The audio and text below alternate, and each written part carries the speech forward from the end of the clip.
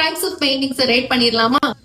Oil painting இதுக்கு நான் 9 out of 10 கொடுப்பேன். நல்ல ரிச் கலர்ஸ் இருக்கு. பட் ஆனா ட்ரை ஆகுறதுக்கு கொஞ்சம் டைம் எடுத்தாலும் நல்ல டெப்த். இது நிறைய வந்து மியூசியம்ஸ், பெரிய பெரிய art works, even famous painters எல்லாம் யூஸ் பண்ணுது. Water colour painting water colour பெயிண்டிங்க்கு நான் 8 out of 10 கொடுப்பேன். ரொம்ப soft and very popular to use. But control பண்றதுக்கு கொஞ்சம் கஷ்டமா இருக்கும். பட் விஷுவலி ரொம்ப சாட்டிஸ்ஃபைங்.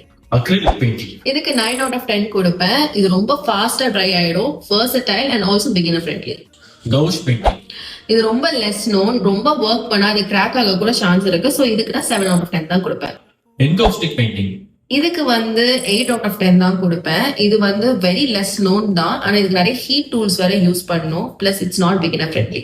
வால் பெயிண்டிங் வால் பெயிண்டிங் வந்து இதுக்கு 7 out of 10 தான் கொடுப்பேன். இது வந்து பண்றது கொஞ்சம் கஷ்டமா இருக்கும். பிளஸ் இதுக்கு ரொம்ப நேரம் டைம் எடுக்கும் அண்ட் பொறுமை ரொம்பவே தேவை. போஸ்டர் பெயிண்டிங் போஸ்டர் பெயிண்டிங்க்கு 10 out of 10 கொடுக்கலாம். இது கிட்ஸுக்கு ரொம்ப ஃப்ரெண்ட்லி அண்ட் புதுசா பெயிண்டிங் ட்ரை பண்ணணும்னு நினைக்கிறவங்க வந்து இதை வச்சு ஸ்டார்ட் பண்ணலாம். Graffiti graffiti spray paint bottles எல்லாமே இதுக்கெல்லாம் ஒரு 8 out of 10 கொடுப்பேன். இதுக்கு ப்ராப்பர் ட்ரைனிங் இருந்துச்சுன்னா ஈஸியா யூஸ் பண்ணலாம் அண்ட் இது வந்து டக்குன்னு ஒர்க் ஃபினிஷ் பண்றதுக்கு யூஸ் ஆகும்.